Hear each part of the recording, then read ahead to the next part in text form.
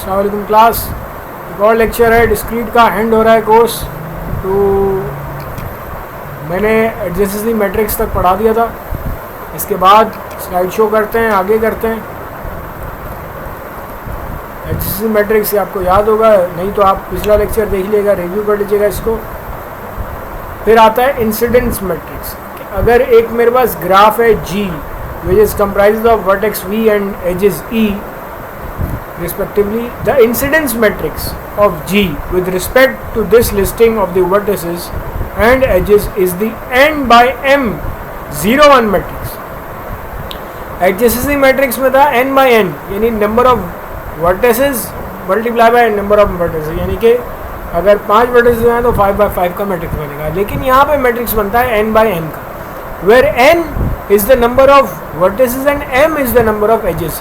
ये भी एक 0 1 मैट्रिक्स होता है with 1 as its ijth entry when edge ej is incidence with v1 and 0 others. यानी अगर किसी कोई edge, let's suppose एक edge e1 है, वो v1 पे लगा हुआ है, तो उस जगह मैपिंग पे जो आपका मैट्रिक्स होगा, जिसको हम इंसिडेंस मैट्रिक्स कहेंगे, उस जगह 1 लग जाएगा, अदरवाइज 0 लग जाएगा। मैथमेटिकली इसको देखते हैं तो ये जो है वो 1 और 0 हो जाता है, बिल्कुल इसी तरह जैसे हमने एडजेसेंसी मैट्रिक्स में देखा।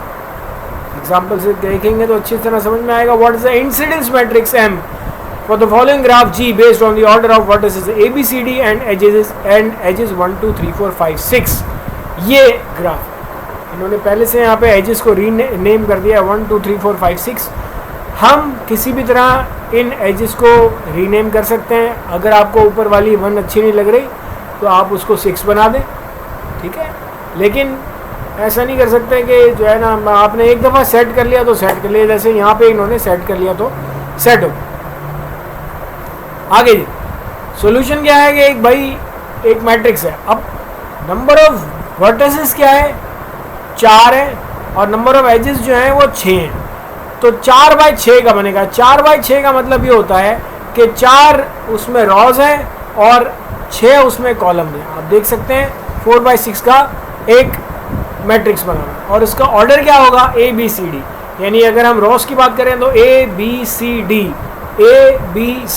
यानी कि पहला रॉ A वर्टेक्स को जाहिर करेगा, दूसरा B को, तीसरा रॉ C को, और चौथा रॉ D वर्टेक्स को जाहिर करेगा। पहला कॉलम 1 एज नंबर 1 को, एज नंबर 2 को, तीसरा जो है एज नंबर 3 को, चौथा, पाँचवा, छठा, इसी तरह एज नंबर 1 2 3 4 5 6 को जाहिर करेंगे। आप ये देख सकते हैं कि यहाँ पे अगर हम A की बात करें, अगर हम पहली रॉ की बात करें, हमने कहा कि A जो है वो पहली रॉ है, उसमें कौन कौन सी वर्टिसेस एजेस लगी हुई हैं, 1 2 एंड 5। ये 3 जो है इन्होंने इसको B और D वाली एजेस को नाम दिया, 1 2 एंड 5। तो 1 2 एंड 5 वाले कॉलम में 1 लग जाएगा, बाकी नहीं है तो 0 लग जाएगा। बिल्कुल इस तरह अगर हम D की बात करें तो D पे जो एजेस लगी हुई हैं वो है 2 3 और 4। अगर हम D की बात करें तो 2 second, third and fourth column पे 1 1 1 उसकी मैपिंग पे लग गया है। अगर हम बात करें C की तो C पे है 4 5 6। आप देख सकते हैं C यानी कि थर्ड रो 4 5 6। और B की बात करें तो 1 3 और 1 और 3 है, बाकी नहीं है तो 0 0। तो ये इंसिडेंस मैट्रिक्स एक इम्पॉर्टेंट टॉपिक होता है, जैसे एडजेसेंसी मैट्रिक्स होता है। Incidence matrices of directed graph contain first ones per column for edges connecting 2 vertices and 1 per column for loops, ठीक है। जो डायरेक्टेड एजेस होती हैं उसका इंसिडेंस मैट्रिक्स डिफरेंट होता है, ठीक है, जो कि यहाँ पे बनाया गया है कि it contains 2 ones per column for edges and 2 vertices, 1 per column for loops, ठीक है। अच्छा, मैं आपको पहले बता चुका था कि अगर आपको कोई चीज़ समझ में नहीं आती, ये एक ऑनलाइन लेक्चर पढ़ाया जा रहा है, ज़रूरी नहीं है कि यही एग्ज़ाम में आएगा, इसकी प्रैक्टिस बहुत ज़रूरी है।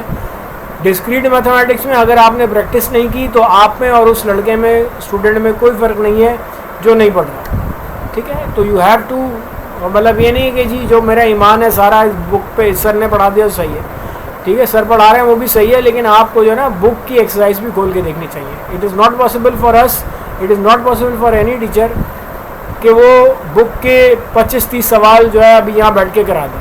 ठीक है, उसके लिए इंटरनेट है, उसके लिए उसके सॉल्यूशंस मौजूद हैं, आप जाएं गूगल करें। वैसे भी आप लोग बहुत अच्छी तरह गूगल कर सकते हैं किसी भी चीज़ को, ठीक है। तो आगे हम चलते हैं। आइसोमॉर्फिज्म, आइसोमॉर्फिज्म का मतलब क्या होता है कि फॉर एग्जांपल के एक मेरे पास ग्राफ है G1 और एक मेरे पास ग्राफ है G2, they are isomorphic if there is a bijection, a 1-to-1 and onto function. आपको याद होगा जब मैं फंक्शंस पढ़ा रहा था तो मैं 1-to-1 और ऑन-टू जो फंक्शन होते हैं वो दोनों बाइजेक्टिव फंक्शन या बाइजेक्शन कहलाते हैं। If there is a bijection f from V1 to V2 with the property that A and B are adjacent in G1, if and only if function of A and function of B are adjacent in G2, यानी जैसा वो होगा उसी तरह दूसरा वाला graph होगा for all A and B in V1.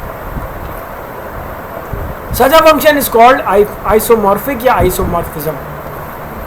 In other words, आसान अल्फाज में देख ले कि G1 and G2 are isomorphic if their vertices can be ordered in such a way that the adjacency matrix M of G1 यानी कि G1 का adjacency matrix और G2 का adjacency matrix are identical. ये बहुत ही इंपॉर्टेंट पॉइंट है।